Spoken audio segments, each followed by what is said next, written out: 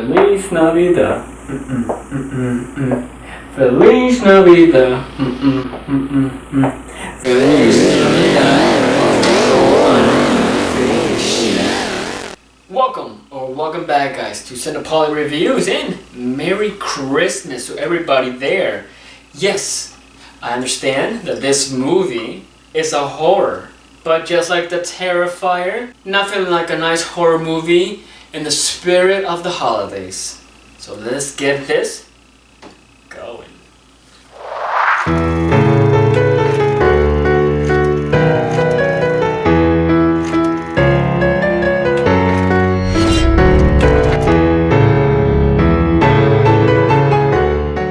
Silent Night, Deadly Night. It is the 2025 remake of the 1984 Silent Night, Deadly Night. I just want to put this out there.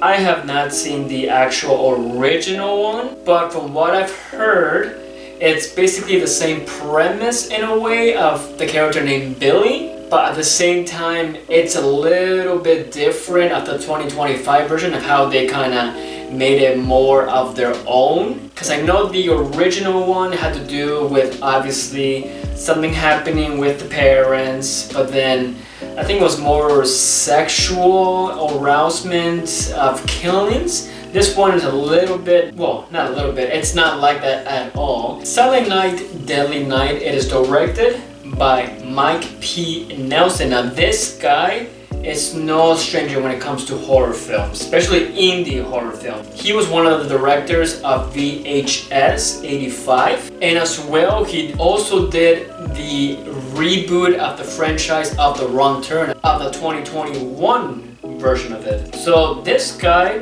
is completely not a stranger when it comes to reboots, remakes, or horror. Silent Night, Deadly Night it is about. After witnessing his parents' brutal murder on Christmas Eve, Billy transforms into a killer Santa, delivering a yearly spree of calculated, chilling violence.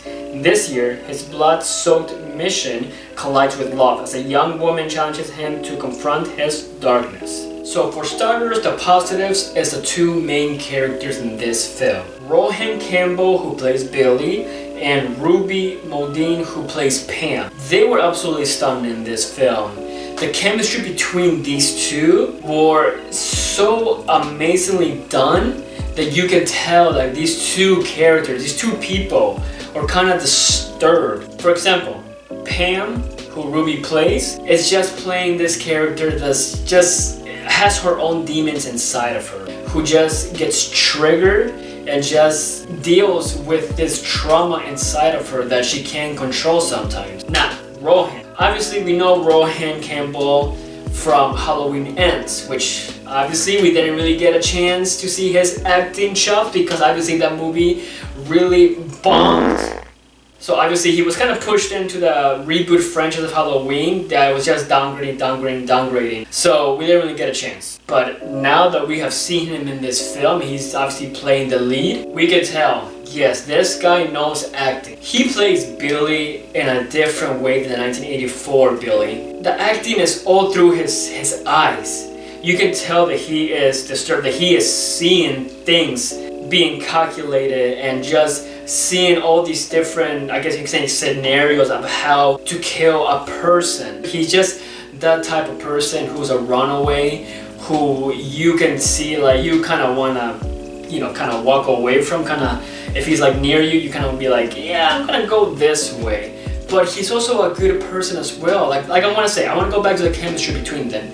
The chemistry between Ruby and Rohan, Billy and Pam, absolutely stunning. Now obviously this movie is a horror, but boy, the romance in this, the hallmark moments in this, they were sometimes cringy, sometimes a kind of a cliche type of film. I was very invested in this relationship between Pam and Billy because I wanted them to succeed. I also wanted just something to happen that both of them were going to do something to another person. The other thing I want to say about this is the brutal kills in this is such a cinematic way, such a different way, like stylistic. Let's put it this way, it feels something like a video game, right? See, it feels like a video game of this person is about to die, this person is about to die, and it shows you those title cards, and it's honestly, I enjoyed it so much. I had fun with this movie. There was also humor in this as well, which kind of just made me and the other guy that was sitting,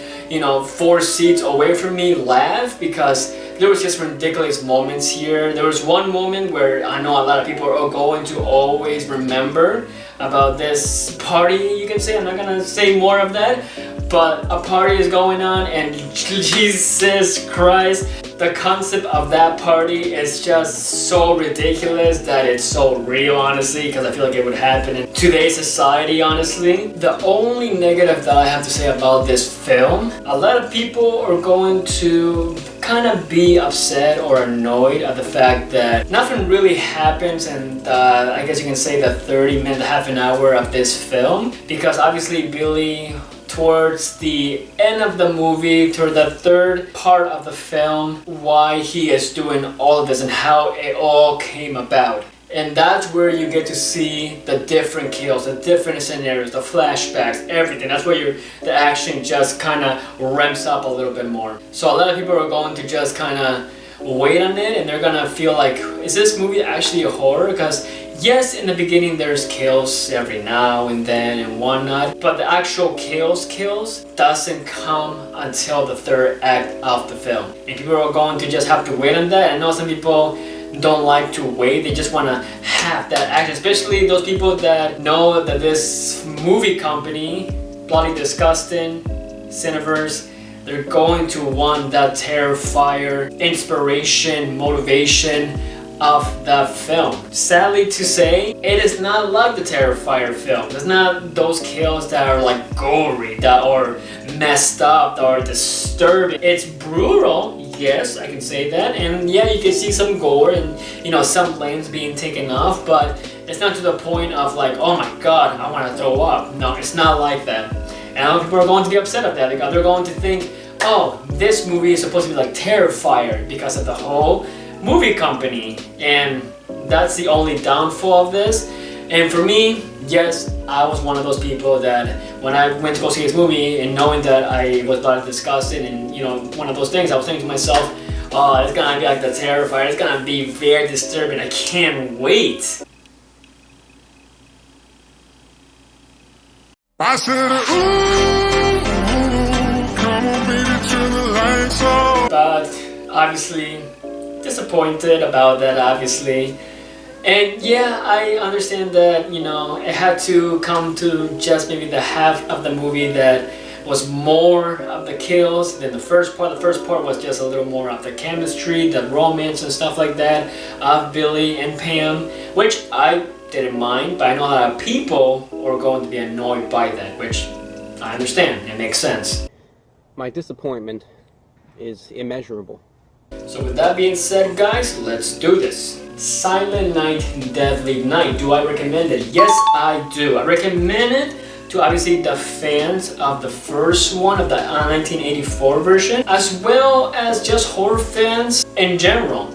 I understand that it's not like a Terrifier films, which I know that people are going to be disappointed, but give it a chance, guys, because listen, this film not only had the horror, not only had the suspense, not only had the brutal killings, but it actually made you want to see a little bit of romance in horror films, because Mike P. Nelson did it the right way when it came to the chemistry between Billy and Pam. I was invested in that relationship and I wanted to succeed. And in fact, I felt something. I'm like, this is supposed to be a horror film. Why am I feeling happy about this?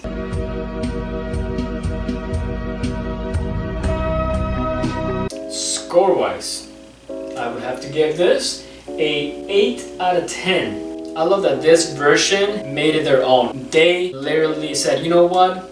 Let's keep the same characters in a way. Let's keep Billy at least. Let's keep the beginning of the whole parents dying in the beginning and the whole Santa stuff like that. But let's change it a little bit more. Let's make it unique to our own taste and how it is. That's what Mike P. Nelson was probably thinking in his mind. Bloody Disgusting, the movie company, it is becoming, honestly, one of my new favorites. So, what did you guys think of Silent Night, Deadly Night, the 2025 version? Did you like it? Did you not like it? Are you naughty?